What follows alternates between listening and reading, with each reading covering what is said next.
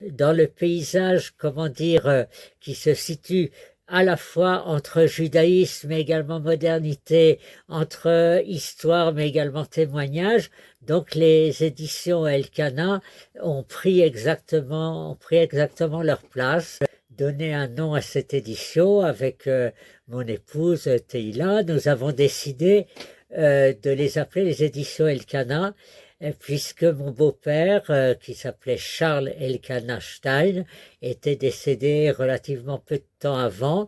C'était un survivant de la Shoah et c'était aussi quelqu'un qui aimait les livres. À l'époque, je cherchais à éditer mon doctorat sur les éclaireurs israélites de France. L'idée est venue comme ça de faire de ce qu'on appelle l'auto-édition, c'est-à-dire de se dire, ben, je vais faire un livre. Enfin, je l'ai déjà écrit, ben maintenant je vais l'éditer moi-même. J'ai créé les éditions Elkanah en 2003. Alors quelques mois plus tard, en 2004, un ami, Shlomo Balzan, m'a dit: ah, j'ai fait un livre sur la Shoah et comment sa famille a passé la Shoah. Alors il m'a dit: est-ce que tu veux pas l'éditer? Et peu à peu, finalement, comme ça, se sont rajoutés des projets. À chaque fois, finalement, ça a été des rencontres extrêmement intéressantes.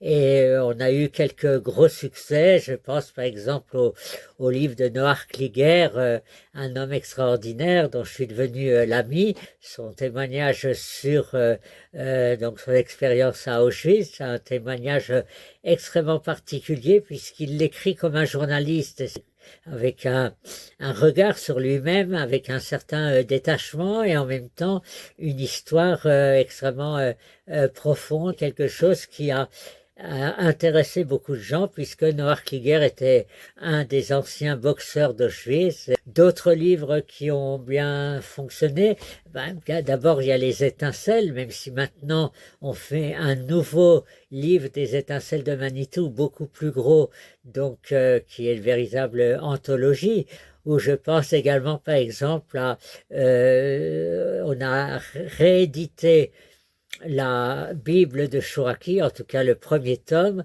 Bereshit en tête, dans lequel Chouraki, vous savez, a fait une traduction en français extrêmement particulière, l'a publié avec en regard la page hébreu, les versets en hébreu qui correspondent, et je dois dire que le livre se vend très bien, entre autres parmi les hébraïsants en France, puisque on a publié jusque maintenant à peu près 60 ouvrages différents et à chaque fois, bon, c'est une nouvelle aventure. Donc je suis très heureux maintenant de participer à cette 60e aventure en quelque sorte, qui est en plus autour de Manitou, qui fut mon maître il y a une trentaine d'années.